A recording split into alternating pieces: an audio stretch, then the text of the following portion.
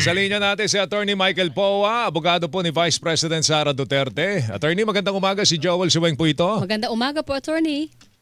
Magandang umaga po, Sir Joel Mangwe.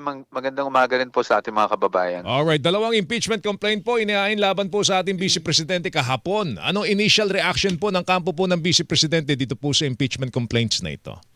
Well, tayo naman po, hindi na tayo nagulat, no? Hindi na natin kinagulat yan, hindi tayo na sorpresa dahil talaga naman pong anticipated natin yan. Kung matatandaan natin, ng nakaraang mga linggo, marami na rin pong grupo ang nagpahayag that they will be filing another round of impeachment complaints against the Vice President.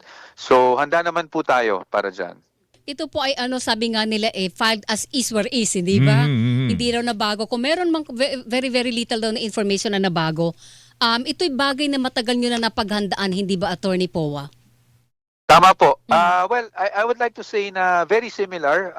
Nabasa ko po ng bahagya yung dalawang complaints. Very similar naman po yung na-file, although meron nga pong mga additional din, no? In fairness dun sa mga complainants, hindi naman siya eksaktong refiling lang. Merong mga dinagdag katulad nung affidavit noong nagngangalang Ramil Madriaga, mukhang nasama din doon. So, but all the same, total matagal na kami naghahanda para dyan. So, we're prepared naman po for whatever happens. Okay. Pero nandito tayo sa issue ng reckoning date, Attorney Poa Yun. Ang sabi ng Supreme Court, sa bagong decision, dapat calendar days instead of session days. Ngayon, Opo. ang pinagtatalunan dito, January 15 ba naglaps yung 1-year bar or February 6? Na-file ito kahapon, although hindi pa initiated kasi wala pa sa Justice Committee. Kung sakali po Opo. na dumating ito sa Justice Committee within this week, wala pang February 6, aakyat kayo ng Korte Suprema? Well, sa ngayon po, no, we are just monitoring the developments at kung paano aaktuhan ito ng Kamara, ng House of Representatives. Ngayon, doon naman po sa pagpa-file nila kahapon, I think nag-explain na rin po if I'm not mistaken, si Attorney Colmenares kung ano naging basis nila. Yes. On the part of the defense team, syempre po, no, natural lang na napag-usapan rin namin to amongst ourselves. Pero sa ngayon, siguro po, we'll reserve muna our comments. Hindi na muna kami magbibigay ng aming posisyon. Minomonitor lang po natin and then tingnan po natin sa appropriate time, maaring magbigay kami ng aming posisyon ukol dyan sa debate tungkol doon sa tamang reckoning date. Pero yung bagong bintang laban po sa ating Vice Presidente base doon sa affidavit ni Ramil Madriaga na drug lord ang ating Vice Presidente. Meron ba kayong initial reaction po doon, Attorney Poa?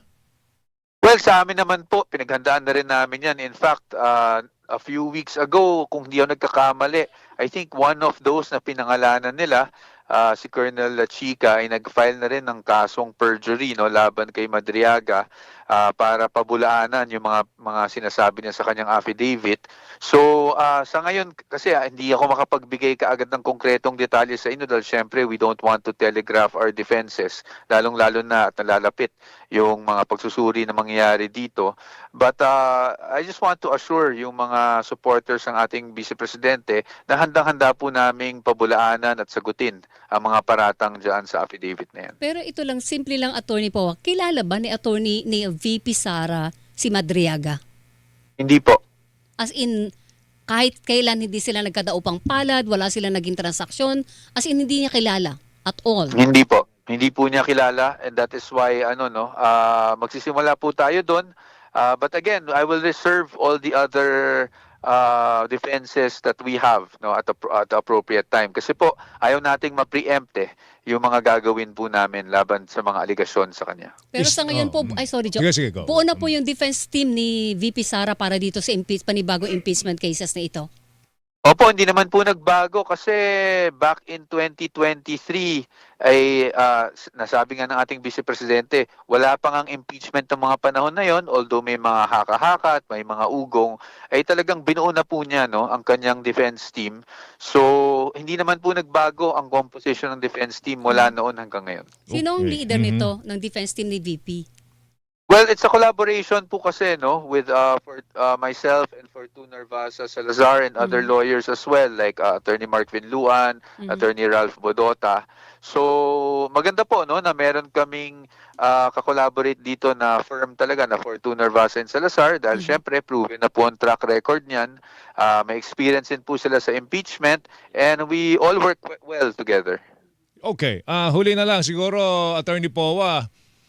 Yung impeachment complaint laban po sa Vice last year was overwhelming, no? Opo. Yung Yung suporta, one-third. yung suporta laban po sa kanya. In fact, Opo. lampas po sa 1/3 no? Pero ngayon ba Opo. anong tingin ng ating Vice Presidente? Ganun pa rin ba ang suporta na makukuha ng Kamara do sa impeachment laban po sa kanya?